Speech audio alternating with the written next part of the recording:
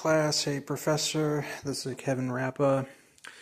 This is what I have hooked up for assignment 9, phase 2, where I have the IMU connected to the Arduino just like in the last assignment.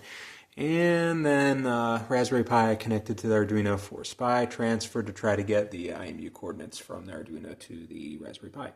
You can see I soldered these wires because originally, well, long story short, this doesn't work. At least the code doesn't. Looks like all the connections are right, but I originally thought the wires were too long for the SPI because that's just what I read. That's for short transfers and anything beyond a few centimeters won't work. So I decided to snip them and then solder them together to try to get more consistent results. But I didn't, so I'll demonstrate that now. I'm just going to plug this in.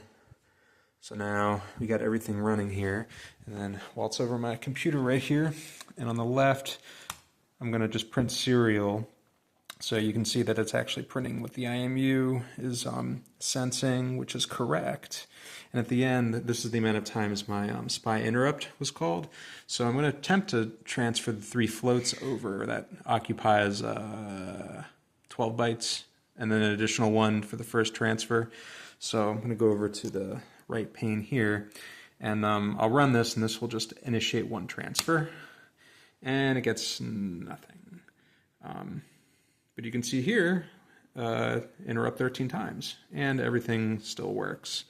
So that's pretty much the best that I got. So definitely a wash in terms of what my hopes were. I really tried to get consistent results, but I just cannot get any like sensible data transferred over the SPI. So that's pretty much it.